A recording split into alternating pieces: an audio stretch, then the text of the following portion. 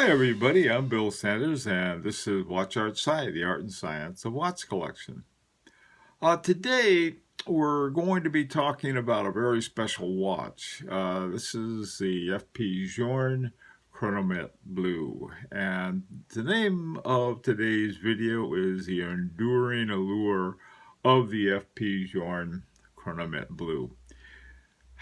The reason I called it this was that I have a FP Journe Chronomètre Souverain, and the Souverain was one of the first watches that FP Journe made back in the early 2000s.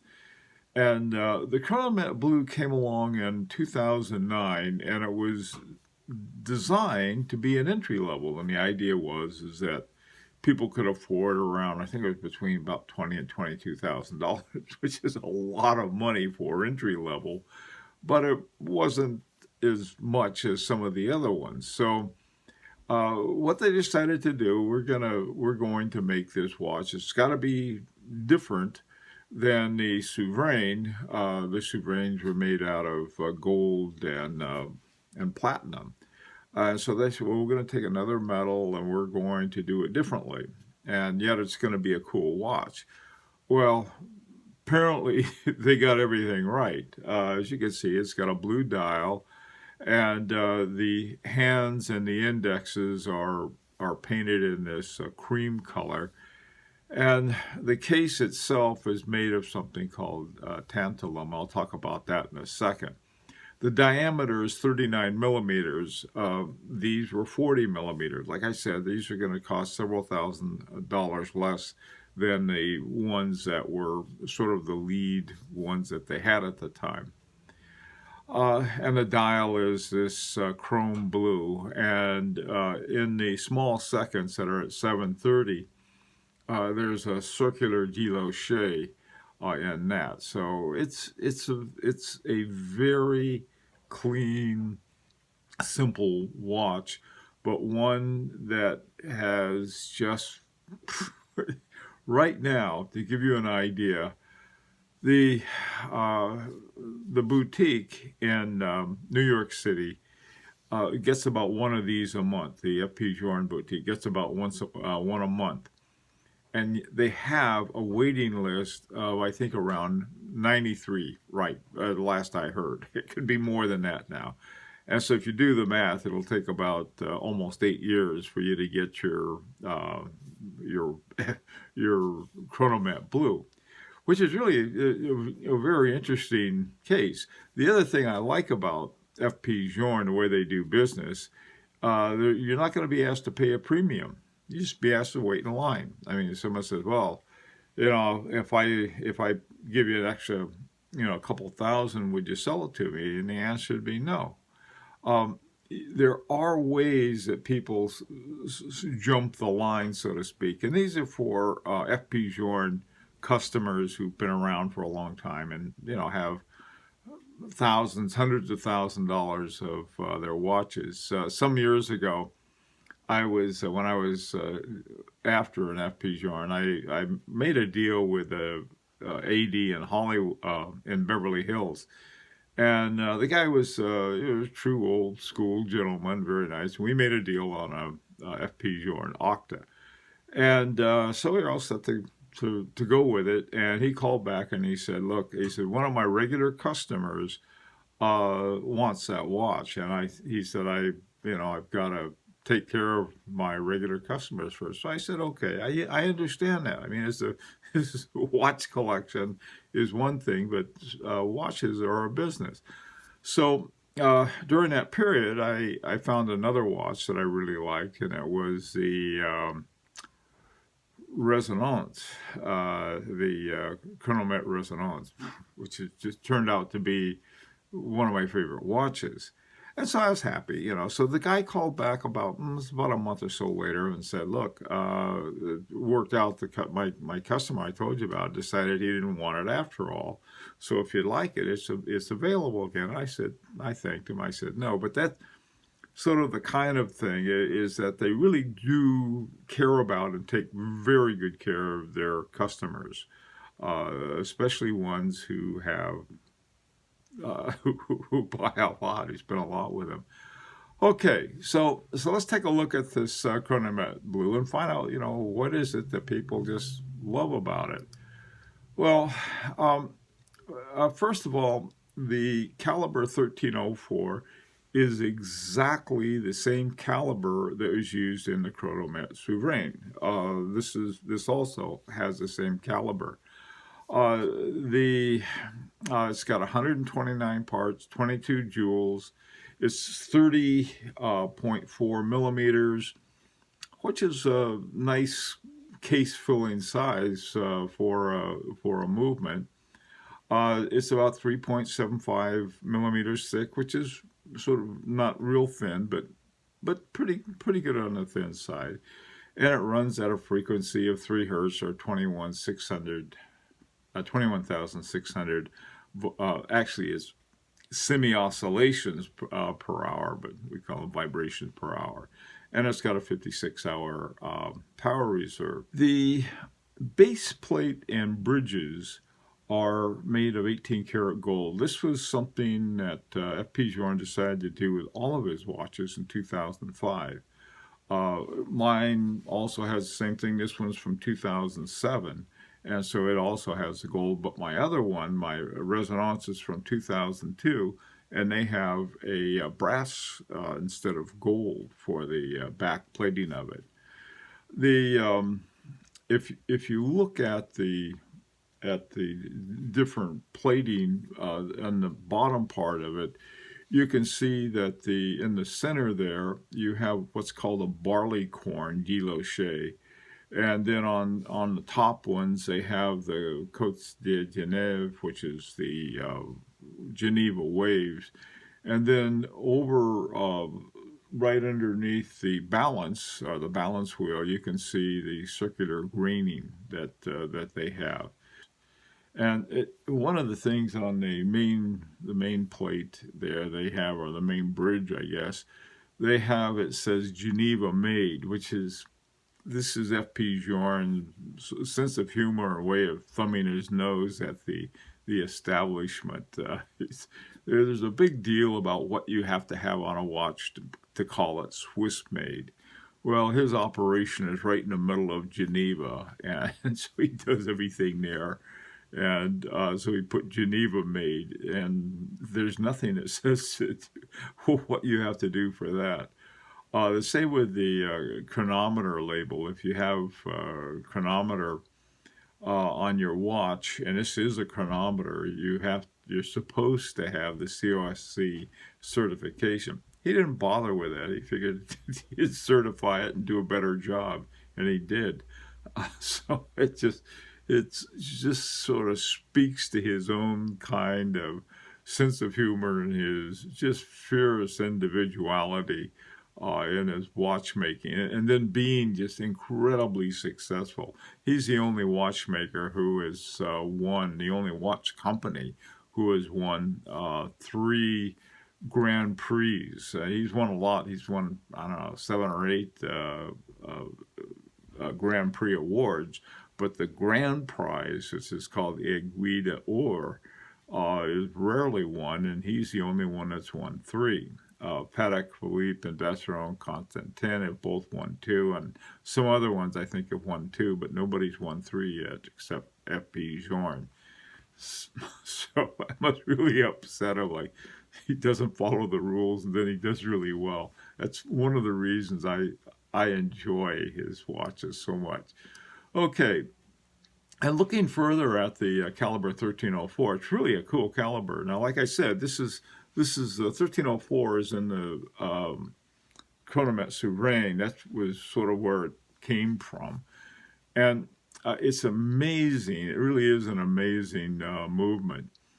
It has 2 barrels, and each barrel has they run in parallel, and they use I think about 60% of the mainspring. Now the reason for that is that FP Journe really wanted to have a constant force, And so, or about the first 20% of the spring, things will run a little fast, and the last 20% of the wind, it'll be slowing down. So I thought, well, I'll take the start at the about 20% and then stop at about 20% before the end, so the middle 60. Well, by having two, he ends up with 120 of the percent of a single stream. He gets 56 hours out of it, which is pretty good. There's something on this that is so cool. It drives me nuts because you can see it when you can look at your actual movement. And then you can see on one side, you see the balance wheel, and you can see a little escape gear wheel going on down there. And you can even see the fork. But you can't see the connection between it and the powertrain that runs the whole thing. And in this particular picture, you can see they've taken off the balance cock and that little other bridge they have, and you still can't see it. One of the things, though, you can see is that underneath all of that, you have the circular graining. In other words, there was finishing even where no one will ever see it. No one will ever see that finishing underneath all of the gears and so forth. The movement itself was manufactured at FP Journe, right in the middle of, like I said, right in the middle of Geneva. Okay, one of the things that FP Journe wanted to do for this new watch he was making was to do something really different with it. And there's this metal called tantalum that is very tough. It's extremely tough. I mean, you have a watch in that, and it's well protected. It's sort of like titanium. It's extremely strong metal. Well, the whole story behind that is really much more than I have time for here. But it starts with something that they call coltan, which is an abbreviation for columbite tantalites. It's also just called tantalite, the industrial name for it. Now, within tantalite, you have niobium and tantalum, and you have to extract both of them from the coltan ore. Niobium, by the way, is used in H. Moser at Sea Springs along with titanium. It's non-magnetic, and so you're not going to get it messed up by it. So, interesting thing. Well, I guess they give it to H. Moser or something, but they just use tantalum. Now, here's the thing about tantalum. It only costs about $5.25 an ounce. Compare that with gold. Gold is $1,255 an ounce. So $5, it sounds like, oh, well, he's going on the cheap. Not at all. All right, I'll tell you why. Tantalum is very difficult to work with. The melting point is 3,017 degrees Celsius, or 5,463 degrees Fahrenheit. Now that's really heat, so you got to heat the thing up a great deal. And steel, you have to heat it up to 1,538. That's about a third of the amount of maybe half of what you need for tantalum. So it's very hard to work with. Now, even at $5, you figure, well, you save money, but you end up using more resources and more man hours, and so it probably is at least as equally expensive. Now, the organization of FP Journe is one where you have a separate unit that he owns, called Les Boîtiers de Genève. Now they make the cases.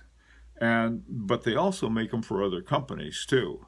He and I think there was between FP Journe and Vacheron Constantin, they opened this joint operation for both of them, and it's in Malin, which is just outside of Geneva.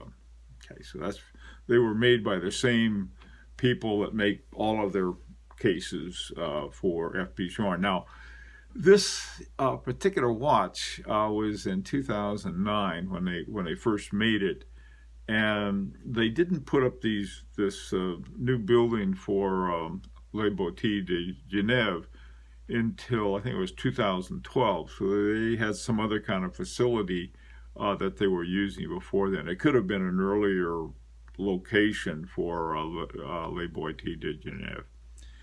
All right, the other part of FP Journe that's not making the movement is the people who make the dial, and they're called Cadreniers de Genève.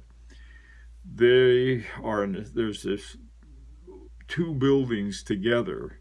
One has the Boutilles de Genève, and the other one has Cadreniers de Genève. Again, this is something that FP Journe owns, but he went into it with partners with Vacheron Constantin, and I know that both dials and cases for other really high up watches are made here. Some of them, not all of them. Now here you also here I put down three different dials. The blue one is for Chronometre Bleu. The white one is the Chronometre Souverain in platinum, and then the one with the brown dial. I think it's called the Holland and Holland, and that's got it's gunmetal. They took he sawed off the barrel of a Holland and Holland shotgun for the type of metal that they get from that, and made one. And I think that particular model they used titanium or steel. I know that the Chronometre Bleu is the only one they use tantalum for. All right, if in looking at this particular watch, why is it so popular? When I went to get mine, I had a choice of I could have gotten Chronometre Bleu without much problem. It hit me a different way. I got a very good offer on my Chronometre Souverain. It was in platinum. I didn't have a platinum watch, and so it was a heck of a good buy that I got on it. But I passed on it. The blue is, you've turned it in different directions. You have all kinds of different things happening. This little video by Healer 74 that he made was sort of to celebrate all of the different shades and so forth of the watch. I thought I'd have that. And it's something, I don't know. I'm not sure. I mean, it's the kind of guy, it's a real, definitely man's man type of watch, in the sense that it's tough and it's wonderfully made. It's 39 millimeters. These other ones are 40. I think, I don't know if there are, my resonance is 38 millimeters, and I think that the very first Souverains, Chronometre Souverains, may have been 30. I'm not positive. They're 40 millimeters now. This one's 40 millimeters. So you have this watch that they had in mind, let's do something special with it. And they did, and now you can't get them. FP Journe makes between 800 and 900 watches a year. And he was asked, they said we could make 3,000 Chronometre Bleus every year and sell every one of them. We could just sort of churn them out. But sons to do it. There were certain controversies over tantalum too. In the Congo, I think in parts of Rwanda, there was some kind of habitat for gorillas that were banged up by the mining.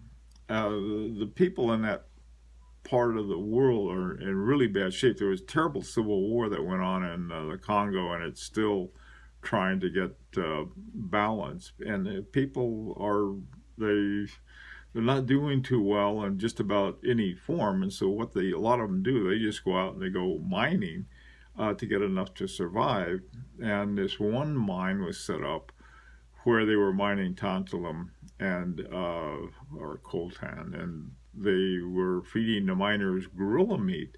And oh, so this was a big problem. They refer to these metals coming out of there as conflict metals, same way that they talked about conflict diamonds.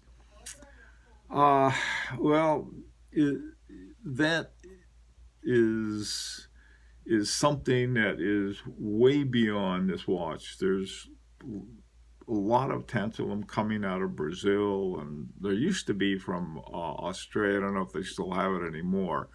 It's become very problematic to get the tantalum coming out of Africa. So I don't think that's the problem. I mean, some people who are very concerned about preservation of species get a, rightfully so, I suppose, but I mean, 5 million people died. There was just incredibly poverty, conflict area where the tantalum happens to be. The other problem, of course, is how do you work with this stuff? Here it is. It's incredibly hard. It's once you get it in there, your watch is well protected. Only certain people can work with it. And then, on top of that, he polished it. You have the stuff harder than anything, and he polished it. Platinum's another very hard metal, the high melting point too, but not as much as that, and that is very expensive to have polished. So this watch, and it's just something about it. By the way, too, one of the things that they have, they decided not to put the power reserve indicator, this little thing right here that shows you how much wind you have left, and of course they're all hand wound. They said, we'll take that off. Maybe that was, well, this is entry level, and so we're going to leave that off. Apparently nobody cared, because now looking at Chrono 24, the least expensive one I saw there was a used one for $30,000, and there was only one available. And because they will pay a lot, way over I think the list price is about $22,000. You get on a waiting list, and whatever the price is, they're not going to hit you with a so-called premium. FP Journe doesn't do business that way. It's really that's one thing I like about them. They're very, very good to their customers, believe me. Okay, well, listen, if you have a Chronometre Bleu, you're very fortunate, and I'd love to hear your comments and thoughts on it. If you're thinking of getting one, one of the good things, it may take, get on a waiting list, and let's say it takes you 7 or 8 years to get one that way, through that route. It's not a bad thing. You can save during that period. You don't have enough to afford one. You can, I don't know, whatever the down payment is, just pay it and then wait. And in the meantime, put your piggy bank and save up for it. In the meantime, I guess get some other watches or do what I do. I took up watchmaking where it's very inexpensive. Anyway, I'm really interested to see what you have to say about that. Maybe you saw this and you say, I wouldn't want that watch. Nothing, doesn't do anything for me. But apparently it does something for somebody, because there's a long, long waiting list for it. And I think it's a cool watch too. So, as always, this is an invitation to subscribe if you'd like. And until Sunday, this is Bill Sanders for Watch Outside, the Art and Science of Watch Collection.